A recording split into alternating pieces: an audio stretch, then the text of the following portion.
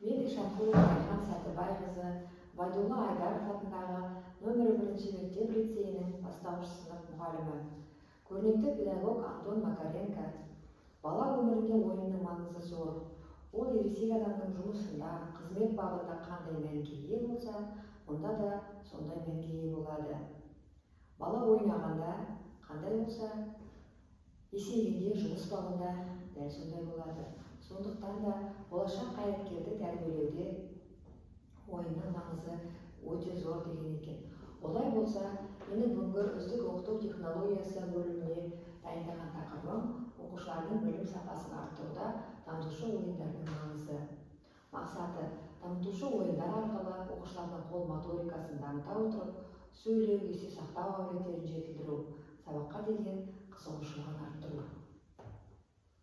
Бұл жерде күтілетін нәтиже оқушы тез ойланып, шапшаң қимылдауға тырысады, оқушыларда икемділік пен дағды қалыптасады, оқушылардың көру аймағы кеңейеді, ойлау қабілеті, қолдың ұсақ моторикасы дамиды, оқушы ойнай отырып білімді меңгереді, уақытын тиімді әрі пайдалы іске жұмсайды. Осы тұста мен математика пәні бойынша осындай дамытушы ойын тақтасын жасадым. Бұл жерде оң көлеміндегі сандар, 1-ден 10-ға дейінгі сандар аралығында қосу және азайтуға берілген өрнектер және олардың мәндері. Оқушы мынандай резеңкелер арқылы өрнек пен оның мәнін сәйкестендіру қажет. Одан ары осындай карточкалар берілген. Карточкадегі дөңгелектерге қарай отырып, оқушы мына ұяшықтан дәл сондай етіп толтырып шығады. Одан кейін айналмалы дөңгелекшелер орналастырылған.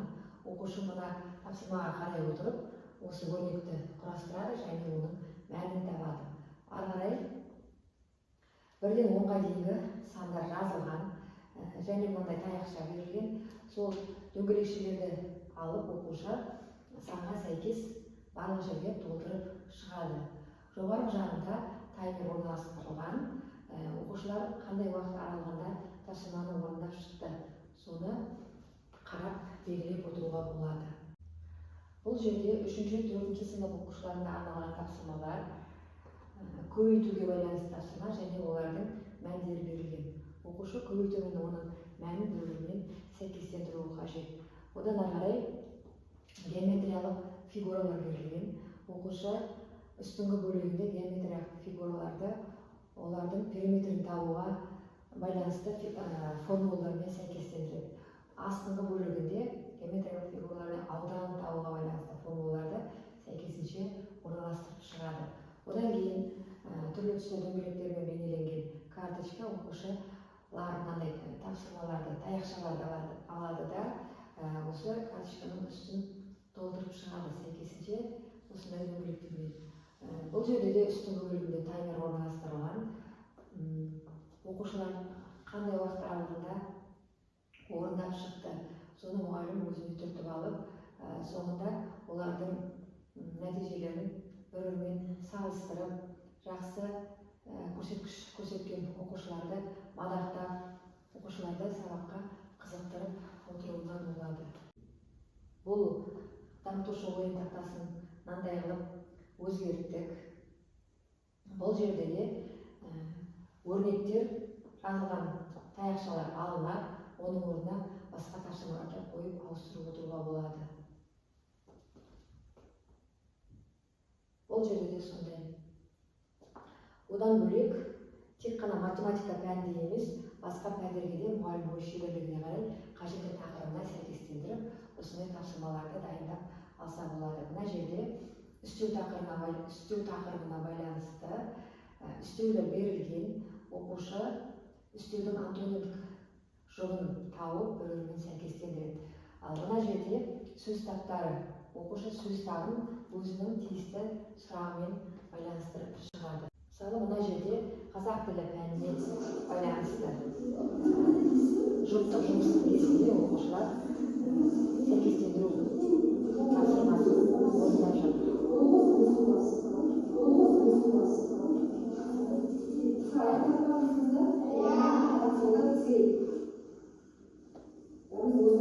Одан кейін тақтасын менің әріптестерім өз сынып оқушыларына тапсырмалар орындатып көрді.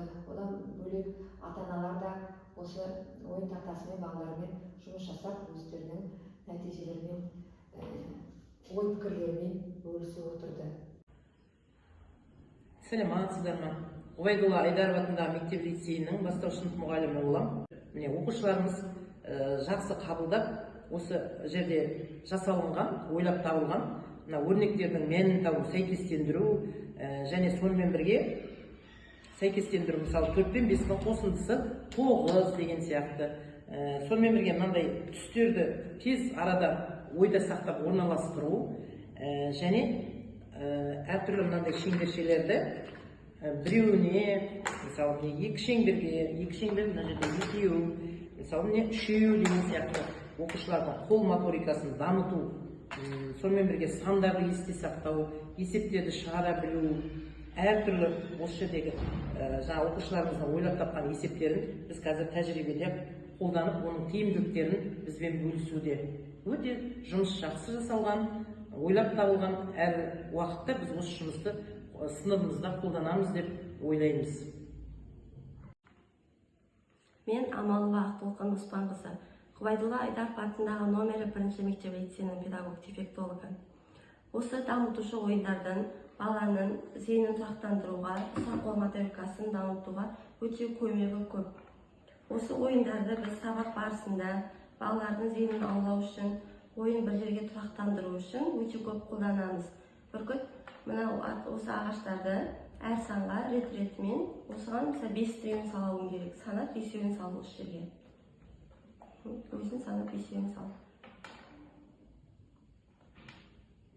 Яғни осы ойынды пайдалану барысында баланың ұсақ қол моторикасы дамыса, баланың мишығы да дамиды.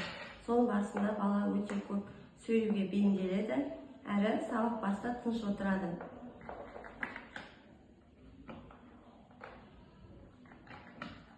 Сонымен бірге ойы ұшқыр дамып, бала сабақ оқуға өте қызығушылығы дамиды. Осындай ойындарды көптеп пайдалансақ, бізде оқымайтын бала қалмайды. Бала әрі ұшқыр ойлы, әрі өте сауатты бала болады. Бұл ойынды балаларыма ойнатып көрдім. Менің балаларым 1-ші және 2-ші сыныпта оқиды. Балалар үй тапсырмасын орындап болғаннан кейін бос уақыттар өте көп болады. Сол уақытта ұялы телефондағы ойындарды ойнағысы келіп тұрады. Бос уақыттарын осындай дамытушылық ойындарды ойнаса өте жақсы болар еді. Себебі бұл ойында математикалық дамытушылық, ұғымдар, көбейту кестесі, керекті білімдер естерінде сақталып қалады. Жоғарыда айтып өткендей,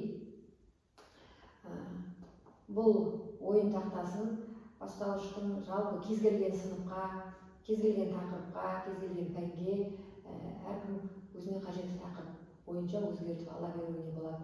Мына жерде мектеп алды даярлық сыныбының мұғалімі өзінің оқушыларымен осы ойын тақтасы бойынша жұмыс жасап жатыр.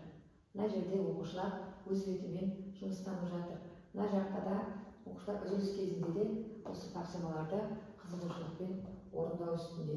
Осы ойын тақтасымен жұмыс жасау арқылы бұл жерде оқушылардың қол моторикасы дамиды. Сол арқылы ойлау, есте сақтау қабілеттері жақсара түседі.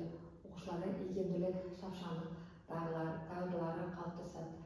Оқушылар бір-бірімен жарыса отырып, нәтижелерін бір-бірімен салыстыра отырып, осы тапсырмаларды үлкен қызығушылықпен орындайды. Сіздерге осындай ойын тақтасымен жұмыс жасап көрсеңіздер болады. Тыңдағандарыңызға көп